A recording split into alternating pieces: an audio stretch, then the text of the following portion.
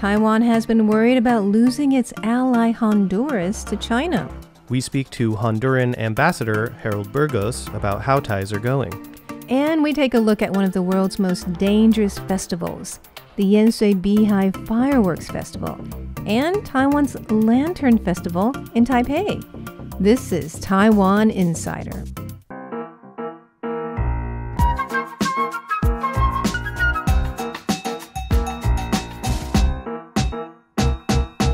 Welcome to the show. Now, Taiwan has been concerned about losing more diplomatic allies recently. That's right. Taiwan has actually lost 7 diplomatic allies since Tsai Ing-wen became president in 2016.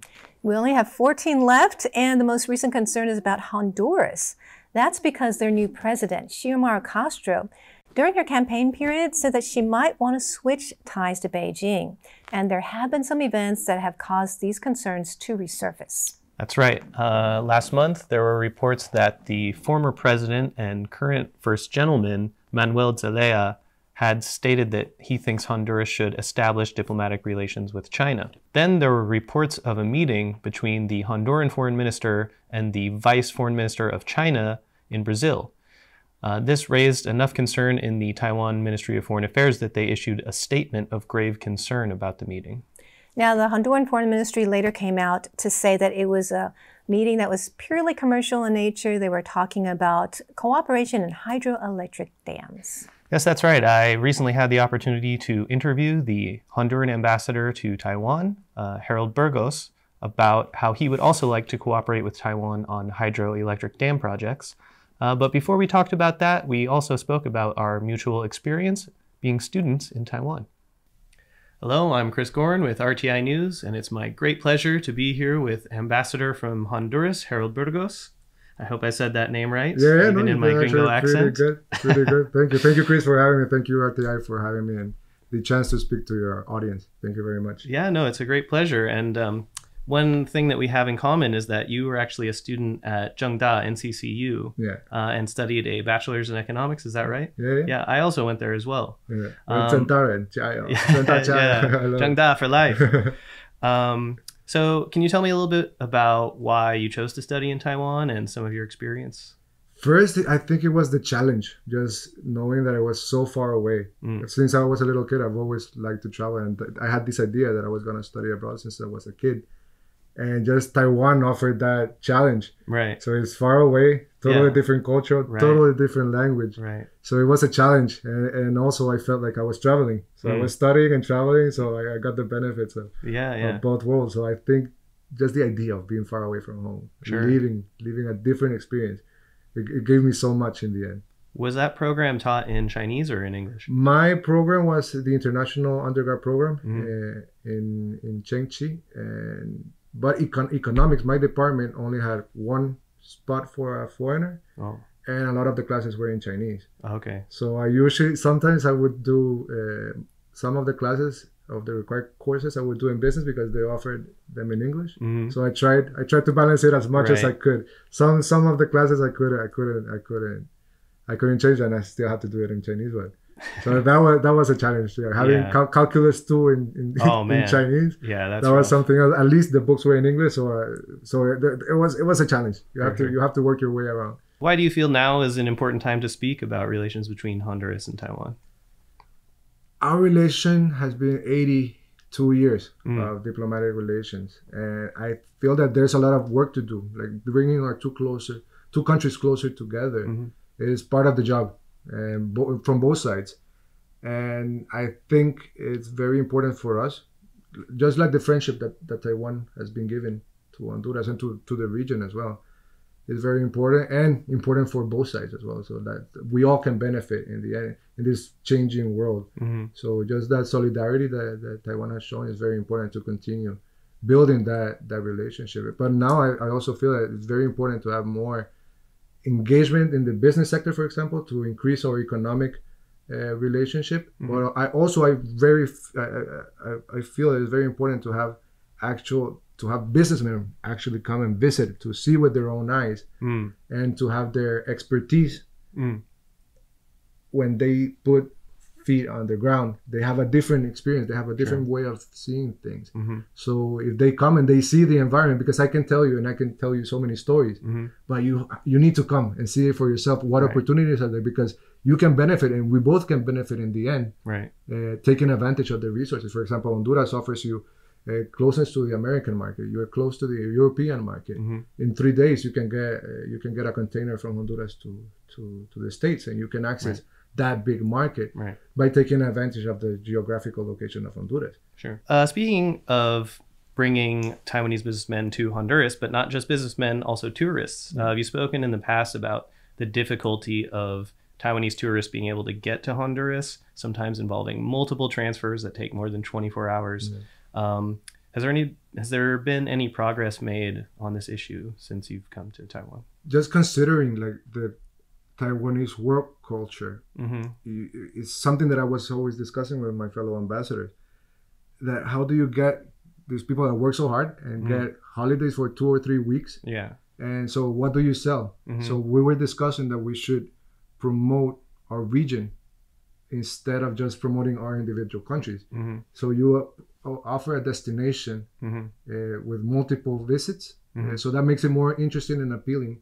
Because even we speak the same language, we have the same some of the same history and culture, but it has different tastes. Like you go, it's different from place to place, from country to country. Belize, you speak English. Right. In Guatemala, it's Spanish as well, but we share some of the Maya civilization. For example, we have Maya ruins all spread around. Right. So promoting it as a regional destination with multiple visits, I think that's more appealing.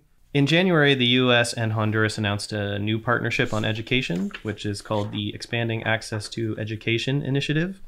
Not the most creative name, but Taiwan has actually agreed to contribute $2 million to this initiative. Can you tell me a little bit about this initiative and also how Taiwan and Honduras can increase cooperation in education moving forward? Yeah. For Honduras, health and education are one of the most important axes for the people's development and for the country's development. So these two areas are very critical for our countries. And there's been 10 years of a very corrupt regime where right now we're paying interest on loans that were made, but no investment was actually made. The money disappeared. So we're still paying the high interest, but no infrastructure investment. So we have to rebuild. You basically have to rebuild the country. So this is a USAID initiative, and Taiwan is partnering up.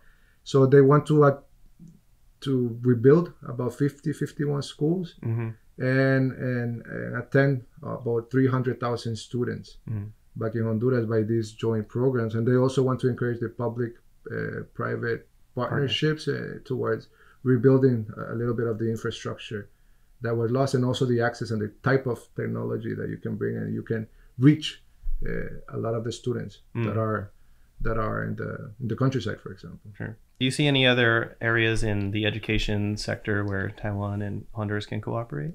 Yeah, Taiwan, for example, has been collaborating with Honduras. You have the MOFA scholarships, the ICDS scholarships. Right, so there's more than 10 years, more than almost 15 years of that type of collaboration. Right. That's something you benefited from. I benefited. I'm a MOFA recipient. And I'm so very happy I was able to be part of that. And I think the programs are still ongoing, but there's more that we can do always. Right. For example, we were discussing that maybe we can get more doctors, for example, but the medical education is basically in Chinese. Right. So what if we had more English taught programs for shorter term, and we have more specializations for the medical sector in Honduras, and then they go back and they apply. Sure. Because we were finding that for a lot of the students when they come here, it's very hard for them sometimes to go back to our country and adapt after you had such a different lifestyle. Let's not say easy, but the lifestyle, the freedom that you have here is kind of a cultural shock when you go back. Right. It's like finding a job, like reverse culture shock. Just commuting, living back, you have to find a place to live. So that there are some difficulties that we have been discussing with MOFA, for example. It's like a little bit of a victim of the program's own success, right? Exactly. Yeah. Exactly. And just living in Taiwan is just, you have a nice life here. As a student, it's a very good, protected, you feel safe, you can travel, you can explore, you can get lost, you're not afraid. Right. So, and there's a lot of things that you have to work back home when you go back. Sure. So aside from education, which we've spoken about, are there any other areas of infrastructure development that you're hoping Taiwan and Honduras can cooperate on? Yes, I have communicated with Taiwan that we are really interested in the energy sector, especially in the hydroelectric power plants, because it's such, the energy is basis of the development of the economy, the development of our own society, and we're lacking the resources for these infrastructure projects. And that will let the own economy breathe a little bit, because we pay some of the highest electricity costs in Central America. I wouldn't go far, so I wouldn't know if in Latin America, but that brings your productivity down, that brings your competitivity down. So it's a higher barrier for even the small, medium enterprises. Your electricity fee is one of your main costs in how you do business. Sure. So I think tackling this and going for the new green energy projects, it's like a good circular way to solve the issue. You fix the economy, you help the producer lower costs, and so it's very, very important for us, this type of projects. As you mentioned at the beginning of the interview, relations between the ROC and Honduras go back 82 years. How do you see the relationship developing in the next 80 years? What do you see in the future? I hope that we are working even closer together. I think that the commercial side is one of the incentives that you can get for the political side as well. So it's a symbiosis, or a synergy that has to be, that has to work in the end.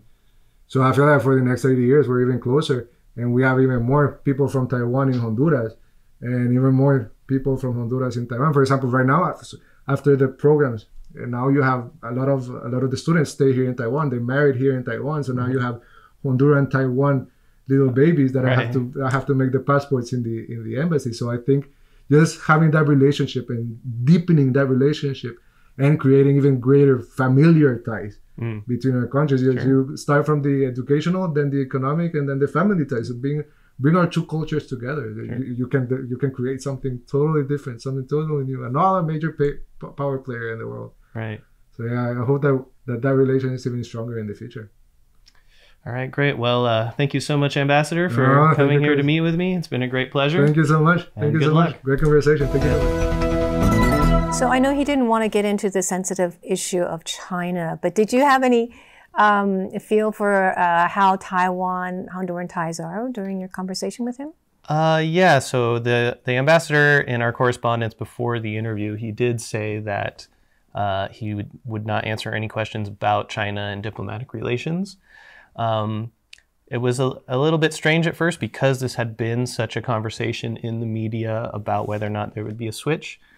In the end, because that announcement from the Honduran foreign minister came just days before our interview, I got the sense that he just didn't want to get out in front of his own government stating what the state of relations was going to be.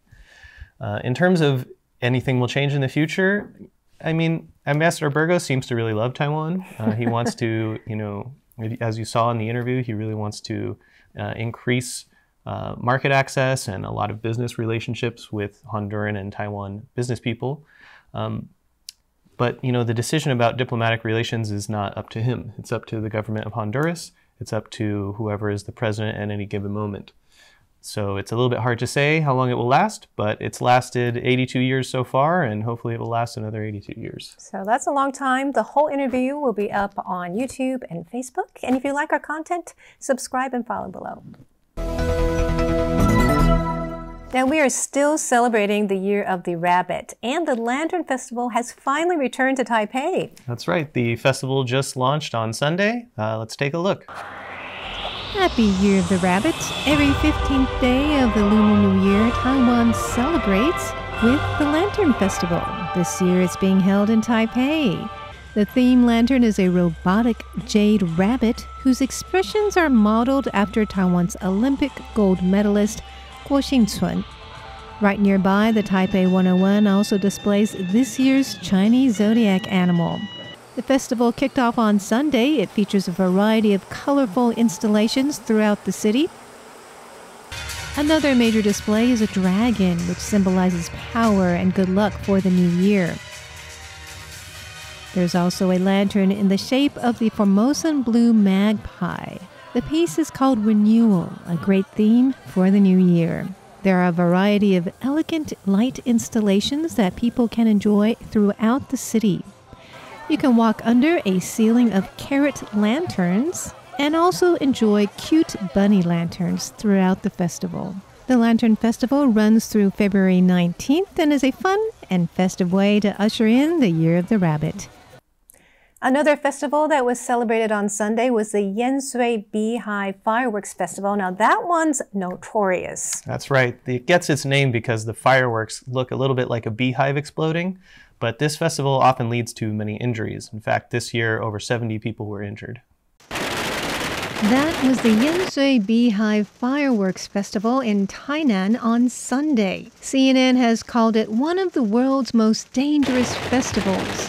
For good reason. Tourists from Japan said it was really fun. An 8-year-old boy got a kick out of setting off some firecrackers right next to himself while he donned himself in protective gear.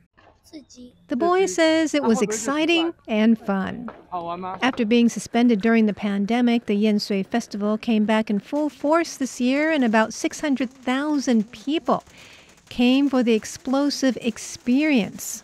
2 million firecrackers were set off, but at least 70 people got hurt, like this man, whose pants got burnt off from the firecrackers. The firecrackers then burned his skin. The firecrackers also hit this 13-year-old boy's eyelids, so he got sent to the hospital. He said he wore a helmet, but the explosions hit his eye anyway. This is what some of those firecrackers did to this helmet, which led to a burn on the owner's neck. Despite the dangers, these people still come to join this notorious festival, which lasts all night long. Tradition has it that the noisy firecrackers are supposed to help people stay healthy by scaring away diseases. The Yanshui Beehive Fireworks Festival is held on the first day of the Lantern Festival and is one of the 3 largest folk festivals in the world. Another thing popping up in Taiwan are the cherry blossoms. That's right. Alishan's annual Cherry Blossom Festival will begin next month, but the cherry blossoms are already blooming now.